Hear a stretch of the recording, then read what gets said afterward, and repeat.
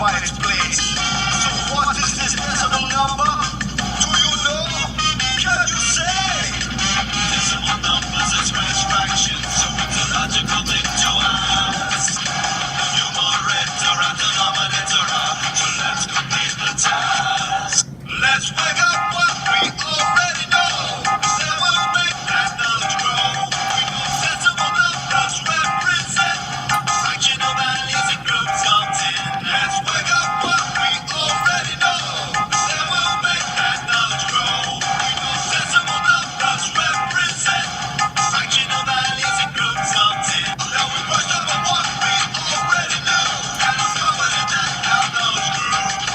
Decimal numbers which represent fractional values and are based on tens. Fractional values and are based on fractional values and are based on tens.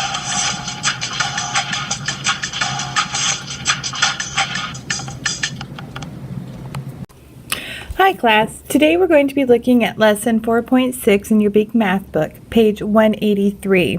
Today we're going to be talking about decimal multiplication, and our essential question for the day is, how can you use a model to multiply decimals?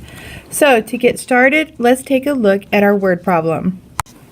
In today's lesson, you may need some colored pencils as we will be shading in a base 10 blocks. All right, let's look at our word problem. The distance from Charlene's house to her school is 8/10 of a mile. Charlene rides her bike 7/10 of the distance and walks the rest of the way. How far does Charlene ride her bike to school? Okay, let's look back at our word problem and see if there's any information in there that we need to highlight. We do see the number 8/10, so we know the distance from Charlene's house to her school is 8/10 of a mile. Charlene rides her bike 7/10 of the distance, and then she walks the rest of the way. Then we're going to look at our question. The question is, how far does Charlene ride her bike to school? So we know that we can use a decimal square to multiply decimals. So the two numbers 7/10 and 8/10 we will multiply together to find our answer.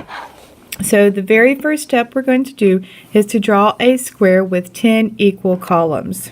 Word problem to see what our next step is. The very first thing that it asks us is, what decimal value does each column represent? Well, let's look at so let's put that in there.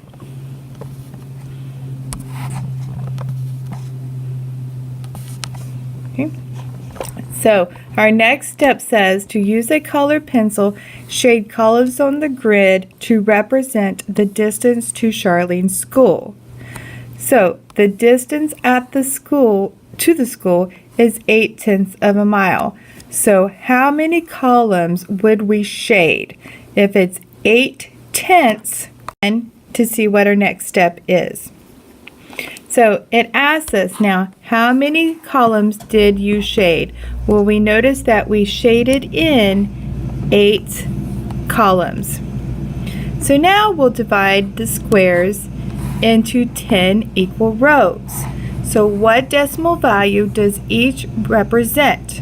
So let's take a look again and fill it in.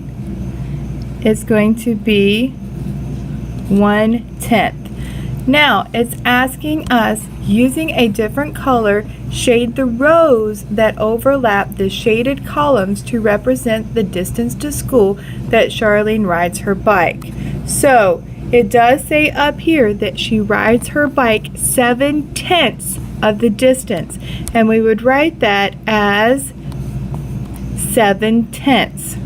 So that means that we need to shade in 10 or 7 rows, and see what our next step is. Okay, so it asks us, what part of the distance to school does Charlene ride her bike? So we did say it is 7/10. And as how many rows of the shaded columns did you shade? And we shaded in 7 rows. Now, the next step it has us to do is count the number of squares that we shaded twice. That means how many are shaded green and how many are shaded red on our example. So let's and answer our question that there are 56 squares. Each square represents 100 because we actually have 100 little squares in there. So each square represents 100ths. So now it asks us to record the value of the squares as the product 7/10 times 8/10. And that is going to be 56 hundredths. So Charlene rides her bike for 56 hundredths of a mile.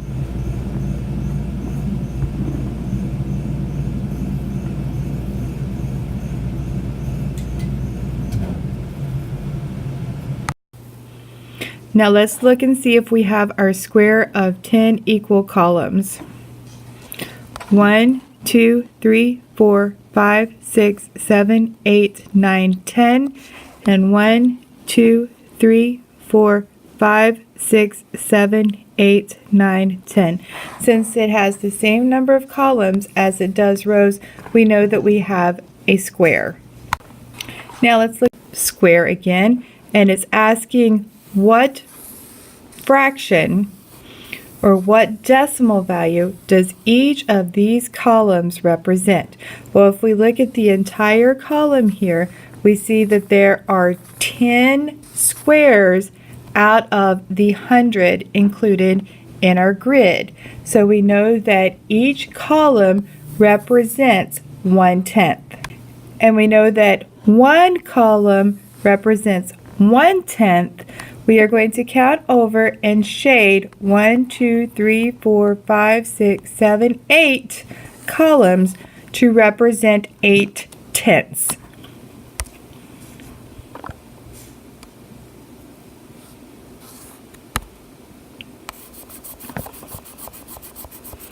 It's 1, 2, 3, 4, 5, 6, 7, 8. So we're going to shade 8/10.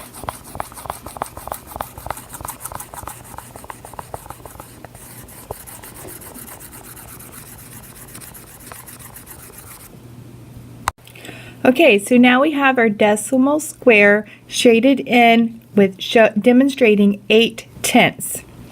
So let's take a look.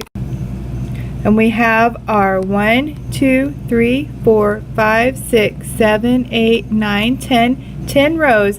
And it's asking us what decimal value is one row. And we notice it's 1, 2, 3, 4, 5, 6, 7, 8, 9, 10. 1/10 of our decimal square.